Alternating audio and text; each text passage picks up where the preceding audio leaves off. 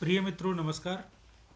इस वीडियो में हम श्रीमद्भगवद गीता के 11वें अध्याय का सार, छात्रोपयोगी बातें, वर्तमान में भी गीता की प्रासंगिकता, स्मरणीय श्लोक और इस पूरे अध्याय के सार को मेरी 8 पंक्तियों में काव्य में आप सुन पाएंगे।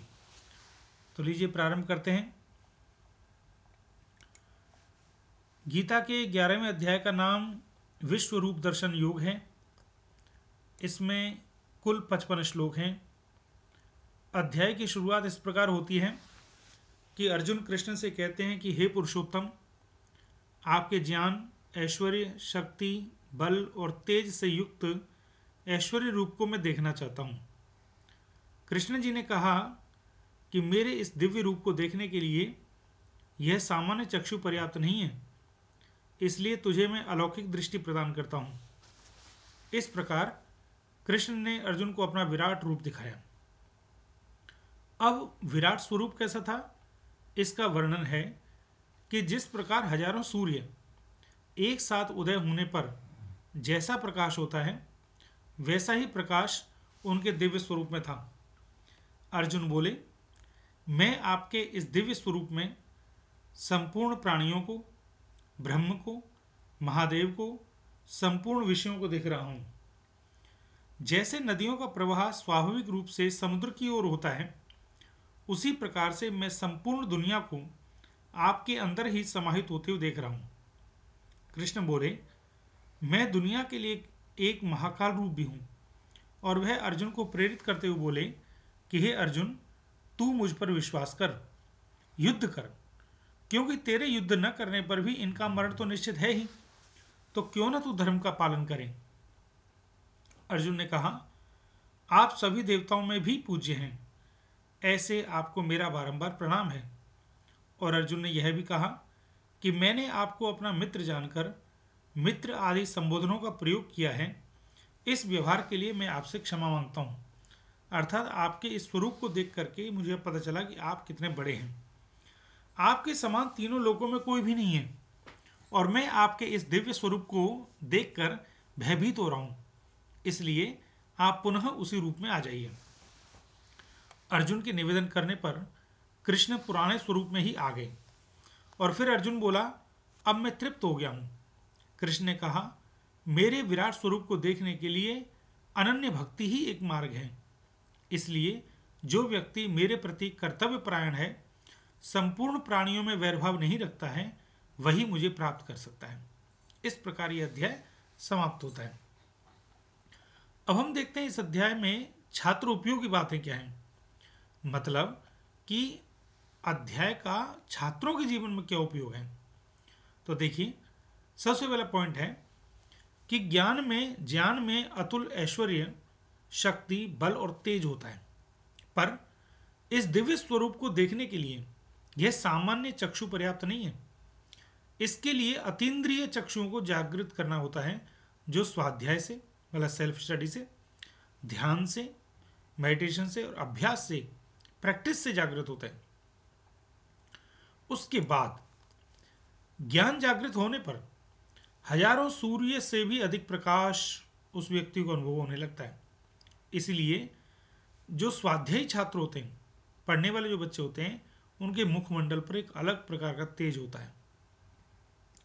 ऐसा होने पर हमें सभी विषय भी एक दूसरे से परस्पर संबद्ध अनुभव होने लगते हैं। अगला बिंदु देखिए, छात्रों को विद्या धर्म का पालन करना चाहिए। ज्ञान की महिमा अनुभव होने पर हमें लगता है कि हमने ज्ञान के प्रति समर्पण नहीं दिखाया था, इसलिए पूर्ण समर्पण से प्रत्येक क्षण का उपयोग करना चाहिए। इससे हमें विषाद अर्थात दुख नहीं होगा।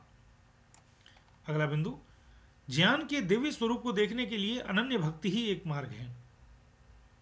और आपस में विद्याध्ययन काल में भी और संपूर्ण जीवन में भी छात्रों से किसी भी आधार पर वैरभाव नहीं रखना चाहिए, न धर्म के आधार पर, न जाति के आधार पर, किसी भी आधार पर।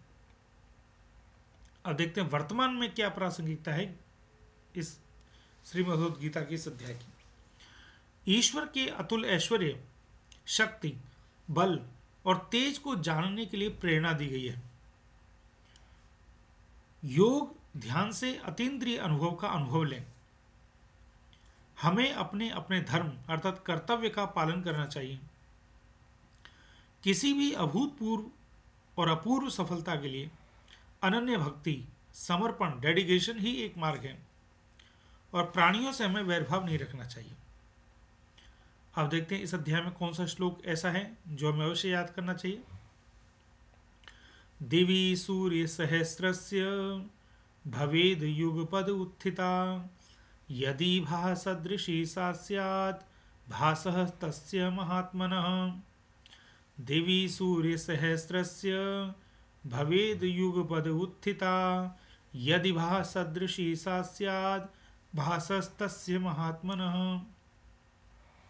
अब इस अध्याय के सार को मेरी लिखी किंचित पंक्तियों में आप सुने, क्योंकि ये मैंने सीखा है अपने गुरुओं से कि काव्य रूप हमें जल्दी याद होता है और उस समय विषय वस्तु जल्दी स्पष्ट भी होती है। तो देखिए इस अध्याय के सार को मेरी 8 पंक्तियों में।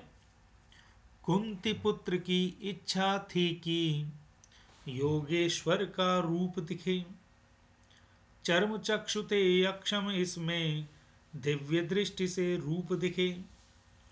कुंती पुत्र की इच्छा थी कि योगेश्वर का रूप दिखे, चर्म चक्षु थे अक्षम इसमें दिव्य दृष्टि से रूप दिखे। सहस्त्र सूर्य की आभा सदृश रूप सखा ने जब देखा, सहस्त्र सूर्य की आभा सदृश रूप सखा ने जब देखा, परम प्रभु का अद्भुत वर्णन शब्द परे है परम सखे। परम प्रभु का अद्भुत वर्णन शब्द परे है परम सखे। तत्व ज्ञान अर्जुन ने पाया, सभी रूप हैं उस प्रभु के, संहारक भी रूप उसी का, सभी अंत में उधर चले।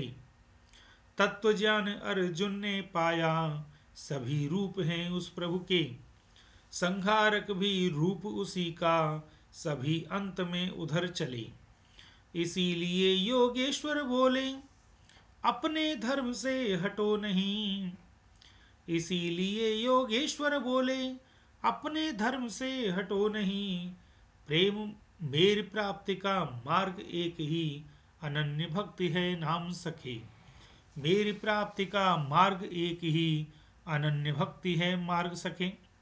तो इस प्रकार आपने इस अध्याय में गीता के 11वें अध्याय के सार को, छात्र उपयोगी बातों को, वर्तमान में प्रासंगिकता को, स्मरणीय श्लोक को और मेरी 8 पंक्तियों में काव्य के पूरे सारांश को आपने फिर से ग्रहण किया है। अगर आपको मेरा यह प्रयास अच्छा लगा हो या आपका अन्य कोई सुझाव हो तो vedanurag@gmail पर संपर्क करें और मेरे YouTube चैनल वेद प्रकाश कर को लाइक शेयर सब्सक्राइब अवश्य करें, जिससे मैं आपको इसी प्रकार की और ज्ञानवर्धक सामग्रियाँ आप तक पहुँचाता रहूँ। बहुत बहुत धन्यवाद। जय हिंद।